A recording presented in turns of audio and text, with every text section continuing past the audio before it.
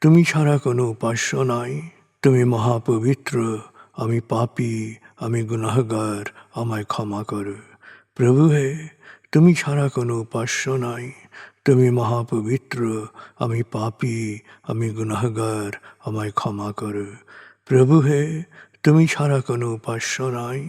তুমি মহাপবিত্র, আমি পাপী, আমি গুনাহগার, আমায় ক্ষমা করো।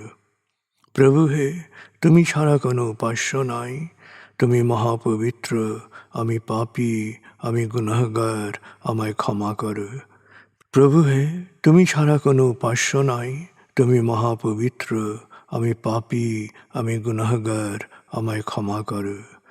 প্রভু হে, তুমি ছাড়া কোনো উপাস্য নাই। তুমি মহাপবিত্র, আমি পাপী, আমি গুনাহগার, আমায় ক্ষমা করো। প্রভু হে, তুমি ছাড়া কোনো উপাস্য নাই। তুমি মহাপবিত্র, আমি পাপী, আমি গুনাহগার, আমায় ক্ষমা করো। প্রভু হে, তুমি ছাড়া কোনো উপাস্য নাই।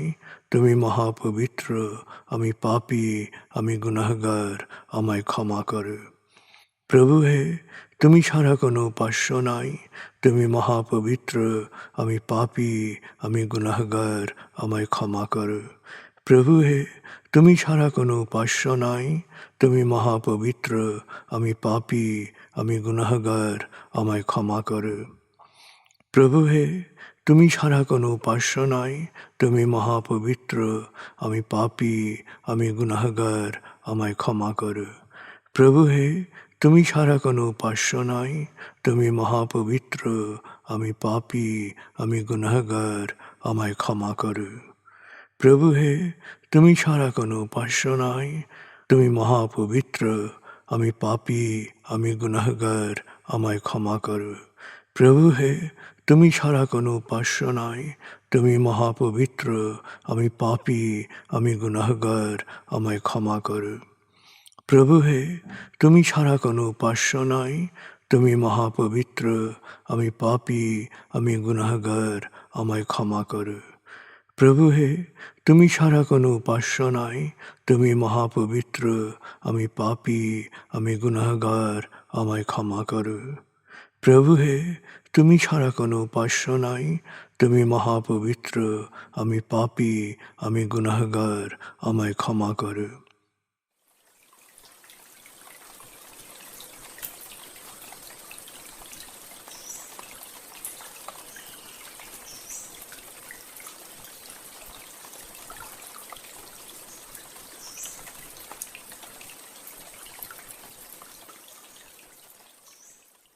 এবার আমরা সূরা তাকবীর এর মর্মবাণীর অংশ বিশেষে ডুবে যাব। তারপর ডুবে যাব আজকের জন্য নির্ধারিত সূরার তেলাওয়াত ও মর্মবাণীতে। 81 সূরা তাকবীর। দয়াময় মেহেরবান আল্লাহর নামে। যখন সূর্য অন্ধকারে ঢেকে যাবে, যখন তারকারাজি নিজেদের আলো হারাবে, যখন পর্বতমালা মরীচিকার ন্যায় উধাও হবে, যখন পূর্ণ গর্ভবতী উটনী পরিত্যক্ত হবে, যখন সকল বন্য পশুকে একত্র করা হবে, যখন সমুদ্রের জলরাশি স্ফীত হবে, যখন দেহে আবার আত্মা সংযুক্ত হবে, যখন জীবন্ত কবর দেয়া শিশুকন্যাকে জিজ্ঞেস করা হবে কি অপরাধে তাকে হত্যা করা হয়েছিল, যখন প্রত্যেকের আমলনামা দেখানো হবে, যখন আকাশের আবরণ সরানো হবে, যখন জাহান্নামের আগুন গনগনে লাল করা হবে, যখন জান্নাতকে দৃশ্যমান করা হবে, সেদিন প্রত্যেকেই জানতে পারবে কি পরিণতির জন্যে সে নিজেকে প্রস্তুত করেছে, বুঝতে পারবে কি করা উচিত ছিল আর কি করা উচিত হয়নি। সাক্ষী আবর্তনশীল নক্ষত্র, কক্ষপথে দৃশ্যমান গ্রহসমূহ যা এক সময় অদৃশ্য হয়, সাক্ষী রাতের অবসান মুহূর্ত এবং প্রভাতের আগমনকাল। নিশ্চয়ই এই কোরআন অর্শের সার্বভৌম অধিপতির নিকট উচ্চ মর্যাদা সম্পন্ন সম্মানিত রসুলের মুখ নিঃসৃত, যার কথা অবশ্যই বিশ্বাসযোগ্য ও মানা উচিত।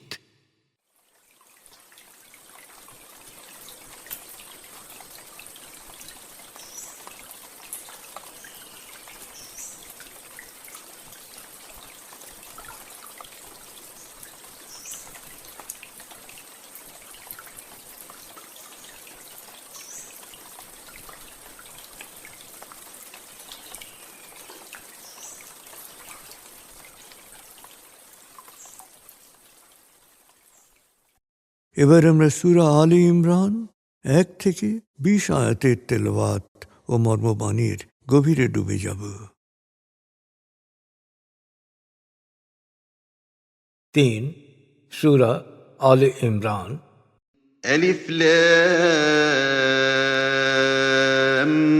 ميم.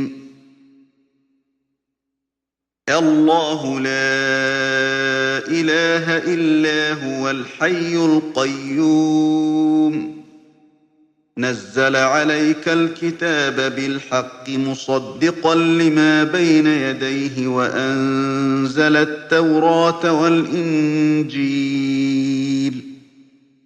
من قبل هدى للناس وأنزل الفرقان إن الذين كفروا بآيات الله لهم عذاب شديد والله عزيز ذو انتقام إن الله لا يخفى عليه شيء في الأرض ولا في السماء هو الذي يصوركم في الأرحام كيف يشاء لا إله إلا هو العزيز الحكيم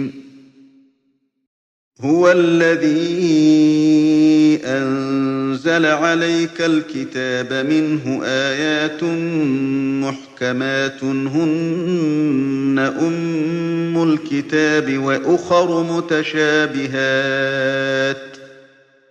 فأما الذين في قلوبهم زيغ فيتبعون ما تشابه منه ابتغاء الفتنة وابتغاء تأويله وما يعلم تأويله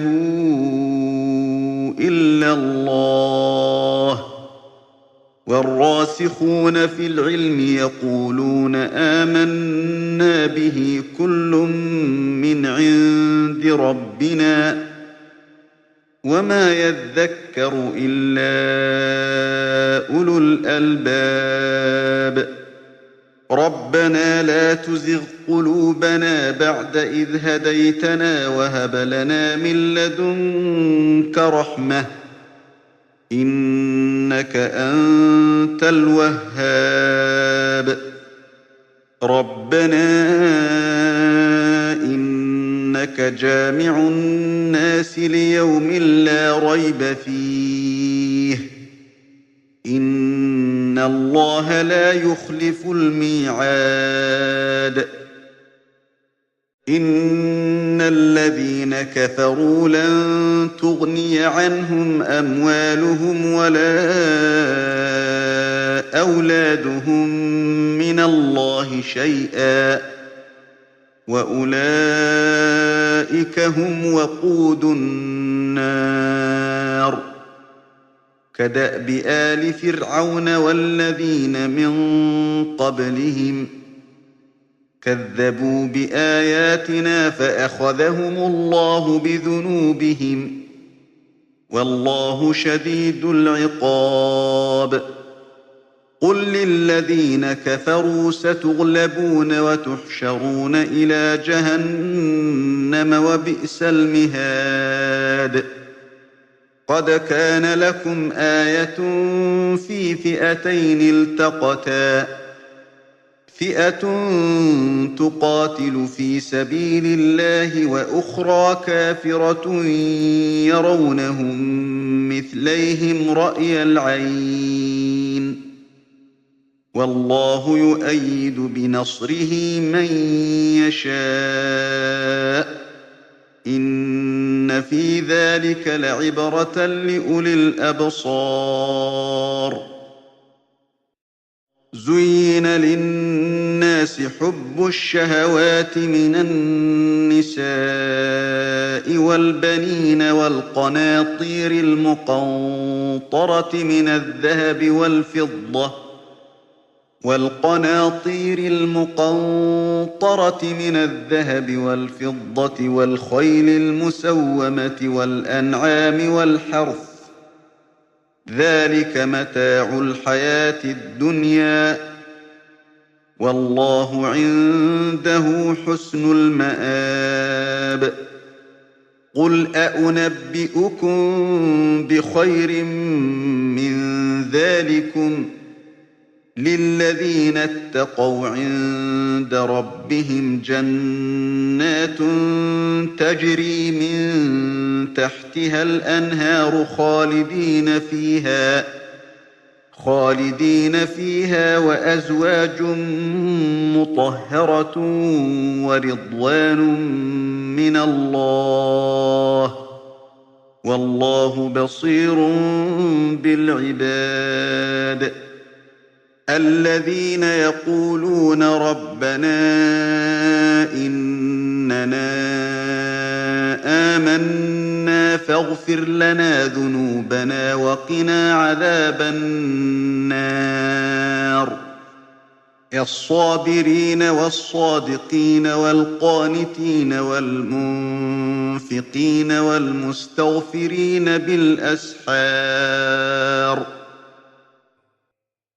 شهد الله أنه لا إله إلا هو والملائكة وأولو العلم قائما بالقسط لا إله إلا هو العزيز الحكيم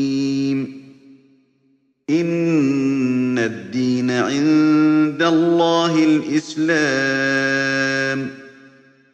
وما اختلف الذين أوتوا الكتاب إلا من بعد ما جاءهم العلم بغيا بينهم ومن يكفر بآيات الله فإن الله سريع الحساب فإن حاجوك فقل أسلمت وجهي لله ومن اتبعن وقل للذين أوتوا الكتاب والأميين أأسلمتم فإن أسلموا فقد اهتدوا وإن تولوا فإنما عليك البلاغ والله بصير بالعباد দয়াময় মেহেরবান আল্লাহর নামে। আলিফ লাম মিম। আল্লাহ ছাড়া কোনো উপাস্য নেই। তিনি চিরঞ্জীব, বিশ্ব প্রকৃতির সর্বসত্তার ধারক। তিনি ধাপে ধাপে তোমার প্রতি সত্যসহ এই কিতাব নাজিল করেছেন, যা পূর্ববর্তী কিতাবসমূহেরও সত্যায়ক। তিনি মানব জাতিকে সৎপথ প্রদর্শনের জন্যে ইতপূর্বে তওরাত ও ইনজিল নাজিল করেছেন। তিনি সত্য ও মিথ্যার পার্থক্য নিরূপক ফুরকান নাজিল করেছেন। নিশ্চয়ই আল্লাহর বিধিবিধান প্রত্যাখ্যানকারীদের জন্যে রয়েছে কঠোর শাস্তি। আল্লাহ মহাপরাক্রমশালী, কঠোর দণ্ডদাতা। নিশ্চয়ই আল্লাহর কাছে মহাকাশ ও পৃথিবীর কোনো কিছুই গোপন নেই। তিনি মাতৃগর্ভে যেভাবে ইচ্ছা তোমাদের আকৃতি গঠন করেন। তিনি ছাড়া কোনো উপাস্য নেই। তিনি সর্বশক্তিমান, প্রজ্ঞাময়। আল্লাহ তোমার প্রতি এ কিতাব নাজিল করেছেন। এতে রয়েছে দু ধরনের আয়াত। প্রথমত মুহকামাত, সুস্পষ্ট বিধিবিধান, যা কিতাবের মূল ভিত্তি। দ্বিতীয়ত মুতাশাবেহাত, যা রূপক। কুটিল ও সত্য লঙ্ঘন প্রবণরা অস্থিরতা, অশান্তি, বিশৃঙ্খলা সৃষ্টির উদ্দেশ্যে রূপকের পেছনে দৌড়ায় ও নিজেদের ভুল ব্যাখ্যাকেই একতরফাভাবে চূড়ান্ত মনে করে। অথচ আল্লাহ ছাড়া কেউই এই রূপকের চূড়ান্ত অর্থ জানে না। আর যারা যথার্থ জ্ঞানী তারা বলে, আমরা এতে বিশ্বাস করি। কিতাবের সব কিছুই আমাদের প্রতিপালকের কাছ থেকে এসেছে। আসলে আন্তরিকভাবে সহজাত বিচার বুদ্ধি প্রয়োগকারীরাই প্রকৃত শিক্ষা গ্রহণ করতে পারে। জ্ঞানীরা বলে, হে আমাদের প্রতিপালক, সরল পথ প্রদর্শনের পর তুমি আমাদের অন্তরকে সকল প্রকার সংশয় ও বিভ্রান্তি থেকে মুক্ত রেখো। তোমার রহমতের ছায়ায় আমাদের রেখো। নিশ্চয়ই তুমি বেহিসাব দানকারী। হে আমাদের প্রতিপালক, তুমি মানব জাতিকে একদিন একই স্থানে সমবেত করবে, এতে কোনো সন্দেহ নেই। নিশ্চয়ই আল্লাহ ওয়াদা ভঙ্গ করেন না। যারা সত্য অস্বীকার করে তাদের অর্থবিত্ত ও সন্তান সন্ততি আল্লাহর নিকট জবাবদিহিতার ক্ষেত্রে কোনো কাজে আসবে না। ওরাই হবে জাহান্নামের জ্বালানি। ওদের পরিণতিও হবে ফেরাউনের সাঙ্গপাঙ্গদের মতো। ফেরাউনের বংশধরেরা তাদের পূর্ববর্তীদের ন্যায় আমার আয়াতসমূহ, বিধিবিধান ও নিদর্শনাবলী অস্বীকার করেছিল। তাই আল্লাহ ওদের কঠিন শাস্তি দিয়েছিলেন। আল্লাহ শাস্তিদাতা হিসেবেও কঠোর। হে নবী, সত্য অস্বীকারীদের বলো, তোমরা শিগগিরই পরাজিত হবে। তোমাদের একসাথে জাহান্নামের দিকে নিয়ে যাওয়া হবে, আর জাহান্নাম অতি নিকৃষ্ট নিবাস। যুদ্ধের জন্যে দুটি দলের মুখোমুখি হওয়ার মধ্যে তোমাদের জন্য অবশ্যই নিদর্শন রয়েছে। একটি দল আল্লাহর পথে যুদ্ধ করছিল, আর অপর দলটি ছিল সত্য অস্বীকারী। চক্ষুষ্মানরা স্পষ্ট দেখছিল প্রথম দলটির চেয়ে দ্বিতীয় দলটি সংখ্যায় দ্বিগুণ। কিন্তু আল্লাহ যাকে চান তাকেই সাহায্য ও বিজয় দান করেন। নিশ্চয়ই এতে সহজাত বিচার বুদ্ধি প্রয়োগকারীদের জন্য শিক্ষা রয়েছে। পুরুষ মানুষকে মোহগ্রস্ত করে রেখেছে নারী, সন্তান সন্ততি, সোনা রূপা, বিলাসী ভোগ্যপণ্য, বাছাইকৃত তেজি ঘোড়া, গবাদি পশু, ক্ষেত খামার। এসবই হচ্ছে ক্ষণস্থায়ী পার্থিব জীবনের ভোগ্য সামগ্রী। মূলত পরমানন্দের উপকরণ তো রয়েছে শুধু আল্লাহর কাছে। হে নবী, বল, এসব পার্থিব ভোগ্য সামগ্রীর চেয়ে ভালো কিছুর সুসংবাদ কি আমি তোমাদেরকে দেব?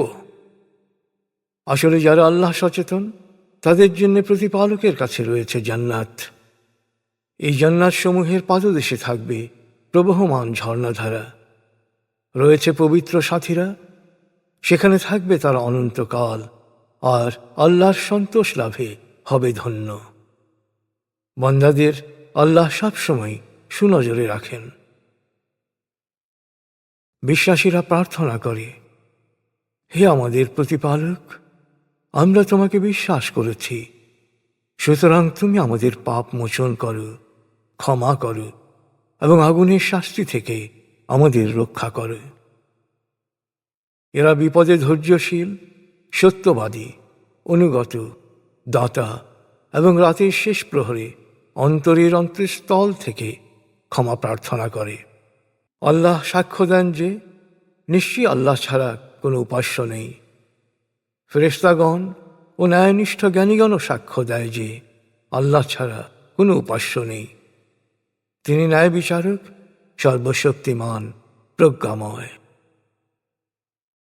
নিঃসন্দেহে আল্লাহর কাছে একমাত্র ধর্ম হচ্ছে ইসলাম, অর্থাৎ স্রষ্টায় পুরোপুরি সমর্পণ। অতীতে যাদের কিতাব দেয়া হয়েছিল, এই সত্য জ্ঞান পাওয়ার পরও পরস্পর বিদ্বেষবশত তারা এ বিষয়ে মতবিরোধে লিপ্ত হয়েছিল। আসলে যারা সত্য অস্বীকার করবে, আল্লাহ তাদের যথাযথ হিসাব গ্রহণ করবেন। তাই হে নবী, এখন যদি ওরা তোমার সাথে বিতর্ক করে, তবে ওদের বলো, আমি ও আমার অনুসারীরা আল্লাহতে পুরোপুরি সমর্পিত। এরপর কিতাব অনুসারী ও নিরক্ষরদের জিজ্ঞেস করো, তোমরাও কি আল্লাহতে পুরোপুরি সমর্পিত হয়েছ? নিশ্চয়ই ওরা যদি আল্লাহতে পুরোপুরি সমর্পিত হয় তবে সত্য পথ পাবে, আর যদি ওরা মুখ ফিরিয়ে নেয় তবে ওদের কাছে সত্যের বাণী পৌঁছানো ছাড়া তোমার আর কোনো দায়িত্ব নেই। নিঃসন্দেহে আল্লাহ সবারই সব কিছু দেখছেন।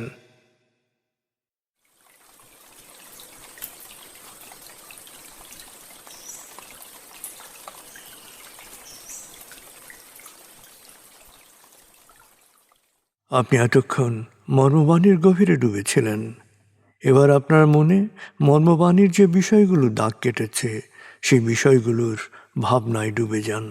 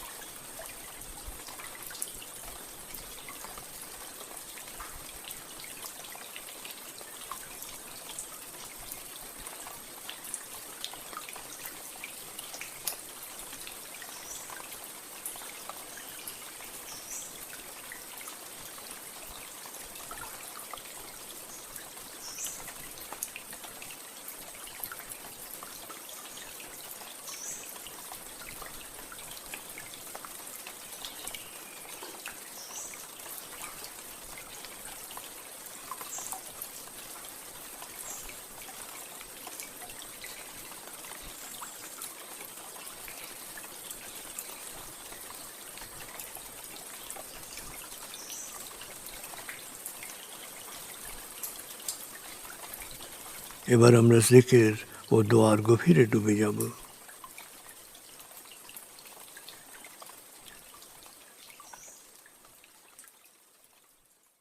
এবার হালকাভাবে চোখ বন্ধ করুন, লম্বা দম নিন, নাক দিয়ে দম নিন, আস্তে আস্তে মুখ দিয়ে দম ছাড়ুন। দম নেবেন পেটে, ছাড়বেন মুখ দিয়ে। দম নেওয়ার চেয়ে দম ছাড়তে সামান্য বেশি সময় নিন। দম নিতে নিতে ভাবুন প্রকৃতি থেকে আফুরন্ত প্রাণশক্তি শরীরে প্রবেশ করছে, আর দম ছাড়তে ছাড়তে ভাবুন শরীরের সকল দূষিত পদার্থ বাতাসের সাথে বেরিয়ে যাচ্ছে।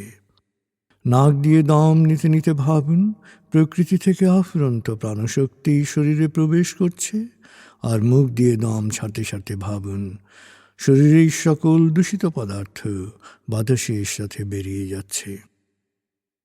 দম নিতে নিতে ভাবুন প্রকৃতি থেকে আফুরন্ত প্রাণশক্তি শরীরে প্রবেশ করছে, দম ছাড়তে ছাড়তে ভাবুন শরীরের সকল দূষিত পদার্থ বাতাসের সাথে বেরিয়ে যাচ্ছে। দম নিতে নিতে ভাবুন প্রকৃতি থেকে আফুরন্ত প্রাণশক্তি শরীরে প্রবেশ করছে, আর দম ছাড়তে ছাড়তে ভাবুন শরীরের সকল দূষিত পদার্থ বাতাসের সাথে বেরিয়ে যাচ্ছে। দম নিতে নিতে ভাবুন, প্রকৃতি থেকে অফুরন্ত প্রাণশক্তি শরীরে প্রবেশ করছে। আর দম ছাড়তে ছাড়তে ভাবুন, শরীরের সকল দূষিত পদার্থ বাতাসের সাথে বেরিয়ে যাচ্ছে। এবার দম স্বাভাবিক হতে দিন। স্বাভাবিকভাবে নাক দিয়ে দম নিয়ে নাক দিয়ে দম ছাড়ুন। আপনার অঙ্গ শিথিল ও নিষ্প্রাণ হয়ে আসছে। এবার নাক দিয়ে ধীরে ধীরে দম নিয়ে বেশ সময় নিয়ে ধীরে ধীরে নাক দিয়ে দম ছাড়ুন। দম নেওয়ার চেয়ে ছাড়ায় সময় একটু বেশি নিন। ধীরে ধীরে দম নিন, ধীরে ধীরে দম ছাড়ুন। ধীরে ধীরে দম নিন, ধীরে ধীরে দম ছাড়ুন। ধীরে ধীরে দম নিন, ধীরে ধীরে দম ছাড়ুন। ধীরে ধীরে দম নিন, ধীরে ধীরে দম ছাড়ুন। ধীরে ধীরে দম নিন, ধীরে ধীরে দম ছাড়ুন। এবার দম স্বাভাবিক হতে দিন। আপনি এখন দম খেয়াল করুন। বাতাস নাক দিয়ে ফুসফুসে প্রবেশ করছে, আবার বেরিয়ে আসছে। আপনার পুরো মনোযোগ নাকে দমের প্রবেশ পথে দিন। বাতাস স্বাভাবিক যাওয়া আসা করুক, আপনি শুধু দম খেয়াল করুন।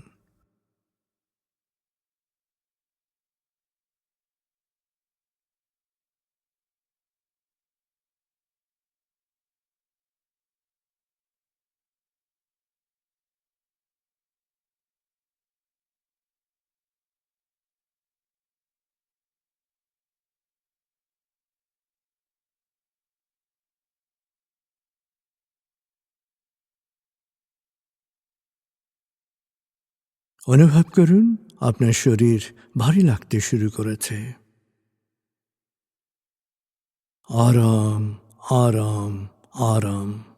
অনুভব করুন শীতলতা স্রোতের মতো, বরফ গলা পানির মতো আপনার মাথা থেকে শরীর বেয়ে নিচের দিকে নেমে যাচ্ছে।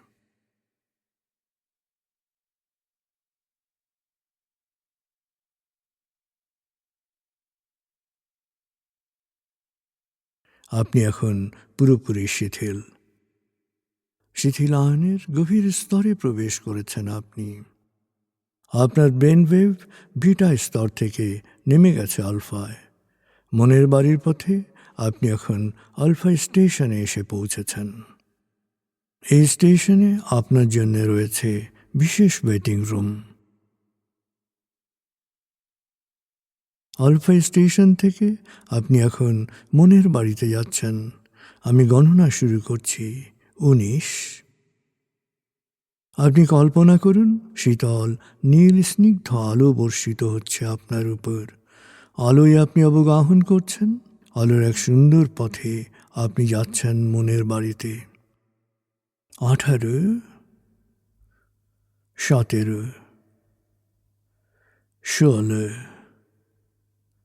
15। আলোর পথে পৌঁছে যাচ্ছেন মনের গভীর থেকে গভীরে।